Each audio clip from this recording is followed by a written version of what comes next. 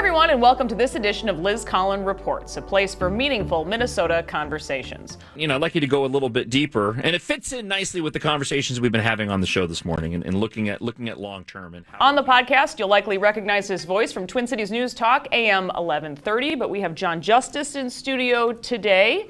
Thank you so much for being here, Jon. Thank you so much for having me. I've been on your show just a few times, but I thought, hey, let's bring him in and we can have a conversation about really all you've been through. A very difficult time in your life. There is a lot to get to, but I thought maybe we start with the passing of your longtime colleague and, more importantly, your best friend, Drew Lee. Yeah, it's been the hardest, couple of months of my life, to be honest with you. Even with my health issues that I've dealt with. I was in the middle of recovering from my third open heart surgery when I got the call from my wife that Drew had passed. Surreal in the moment for an obvious abundance of reasons. I'm in the hospital dealing with what I'm dealing with, and then to be completely blindsided by this came as a huge shock. And in a lot of ways, it still is really surreal to me that he's no longer with us anymore. I've had a really good support group around me, between my family and the people at work, with everything that's gone on. But it certainly has not been easy by any stretch of the imagination. So this was the end of June, and he passed at just the age of 49, some cardiac issues that we know now. But how do you want people to remember him? The thing that I always say is to meet Drew was to know Drew and to have a new friend. He was just that welcoming of everybody. It was a gift that he had. He wanted people around him to be comfortable.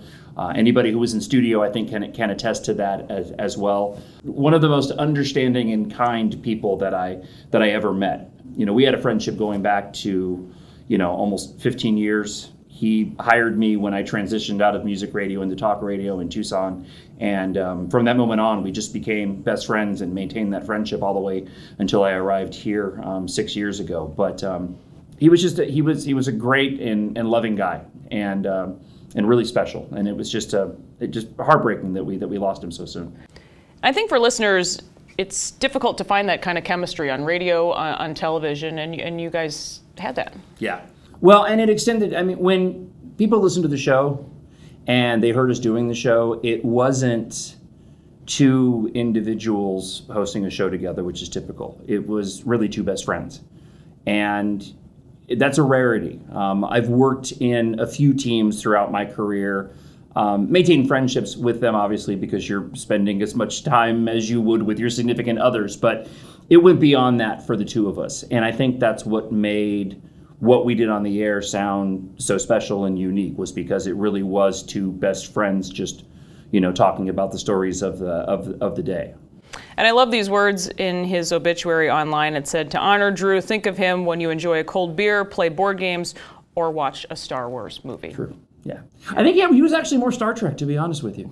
He kind of leaned more I was more the Star Wars. You tried to make him, you tried to pull him your way? Yeah. No, and that was one of the things that we shared a love of. I mean, with our shared interest in politics, obviously, and at the core, sharing most of the same ideologies when it comes to that. Apart from that, just in life, we just had a ton in common. Maybe not so much on the music front of things, but certainly within our movies and our love of comedy as well. How about you medically? How are you doing now, and how do doctors feel you're doing now after all you've been through there? I think I'm doing okay. This was a really unique situation. I had valve replacement surgery and a correction for an ascending aortic aneurysm back in 2009, and after a heart attack. Right. So I had a heart attack, and that's how they found out.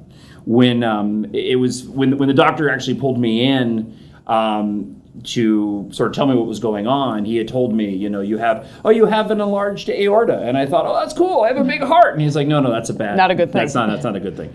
So that was in 2009. In 2012, they discovered that the graft they put in had a leak, so they went in and sealed it, and then it turned out that I had another leak in the same graft, which is why I went through this last surgery. All of the surgeons are confident that they have fixed it, and it shouldn't be an issue for the rest of my life. It's a little scary. Something you think about. Yeah, you can't help it not not. to. But in terms of my recovery, it's been a little bit more difficult this time. Being 10 years from the last one, getting older is not easier. And anytime you go through this many surgeries and have to deal with it, it just becomes harder. But I actually just saw my surgeon last week, and he was pleased with how things were going in my recovery, and feeling a little bit better every day. So. Well, that's certainly good to hear. What can you tell listeners about just the show moving forward? I know you said that you worked, solo before, Sure. So that's kind of the plan to go back to. Yeah, we're kind of keeping it open right now. This is something that I've, have almost 10 years experience in doing and hosting a talk show by myself. The only person that I ever really wanted to host a show with was Drew. I'm open-minded about potentially bringing somebody on in the future, and that is an option. My goal right now has simply been to make sure that we don't violate the expectation of the listener in what they expect from the show. You don't want too much change, right? Yeah, on Twin Cities News Talk, but at the same time, it's going to be different. There's no avoiding that, without Drew there and that camaraderie that we had, on top of the fact that Sam, who'd been there since the beginning, our producer, also left about 2 months ago. A lot of changes. Yeah, but I've been really pleased with the response so far in doing the show that we're doing now, and I feel like moving forward, I'm confident that the listeners, while it's going to be a different listening experience, it's still going to be one that they absolutely enjoy. And an experience that no doubt will be focused on politics with the primary just ahead next week. We're less than 100 days away from the midterm. What's your take going into this political season? It's such a massive question mark. You want to be able to look at the landscape and try to extrapolate what's going to happen. But we are in such a different time right now in terms of politics. In pop culture as well, and I think they all kind of intermix. The way the social media has exploded, how we receive our information, how that information is disseminated now, it doesn't provide any points of reference. It's almost impossible to look back at another election cycle to say, well, this is like it was back in, because we've just never been in a period like this right now. I'd like to believe that people are ready for change and that people are ready to, head to, whether it's the primaries or coming up in November with the midterms, are ready to go and make their voices heard. And what we're seeing, and the way things are heading in terms of polling is accurate. But at the same time, you just cannot be confident in how people really, truly feel once they actually go to vote. And I think you guys have a good pulse on Minnesotans specifically. Mm-hmm. Did you find that you had more listeners after COVID, after the riots? Did you feel, that change in the air in Minnesota? Well, there was a number of different dynamics in play because so much of the listeners' habits changed. With the lockdowns and how long they went on for. Because they're not driving into work, they're not driving home from work. Exactly. Sure. And we're for the most part all creatures of habit. So I think it's taken a while for people to sort of transition into the habits that they had before. Thankfully, as of late, it seems like the audience is growing again, and I think that's in large part due to the fact that we're in the middle of this election cycle and people are interested. Yeah, people want to hear some different views and opinions, and I'm really proud of the fact that in terms of what we do on the show on Twin Cities News Talk, I feel like we're kind of the only game in town right now that's providing this type of commentary on the news of the day. So. Like I said, kind of with all the changes, I'm confident moving forward. But COVID was certainly, even a struggle within talk radio, just in how do we adjust to the different lifestyles of the listeners and, how they respond to the show and how they react to the show. And we have new ways that we're talking with listeners now that we've never been able to utilize before that's really fun and exciting. So the talkback feature we love. Exactly. Sometimes. Yeah. Well, the audience has changed, for the most part. Right. Well, this provides an opportunity for people to, via our iHeartRadio app, they can leave a 30-second message and we can pull those down and play them on the air whenever we want. And, people's habits have changed of calling into shows. It's less and less. But now people have the opportunity to do this without having to talk to somebody else. It's really short. So it's really opened up the doors for people who don't typically respond to shows like ours and people who what we call are fans of the show rather than friends of the show to also call and make their voices heard, which I love playing on the air. So. And I think you can tell, too, that the audience is engaged and they're passionate about what they're talking about. And that's really all a radio talk show host can want, right? Yeah, it's great to be able to get that kind of response because, I want to hear from the audience. We've always wanted to hear from the audience. We always wanted that audience to be another member of the show. And like I said, people's habits changing and people's reluctance to call in. Now they've got this other opportunity through their phones to communicate with us. It's really opened up a lot of doors. And I think too, we can be set in our ways, and it can become a bit of an echo chamber. But it's also a venue that you can, offer differing opinions Right. and entertain that as well. And on that note. Because you guys can be pretty hard on Minnesota politics. We can be here on Alpha News as well. I feel like, just an endless supply of material, frankly. But why do you, still live here and call Minnesota home? There's certainly good things about this place, too. Sure. No, I've really grown to love it here. The political landscape isn't anything that's particularly new. You had it in Arizona. Yeah, I mean, I was in the bluest part of Arizona when I was in Tucson. So in terms of not being the majority of opinion, if you will, in terms of politics, it's not a huge difference.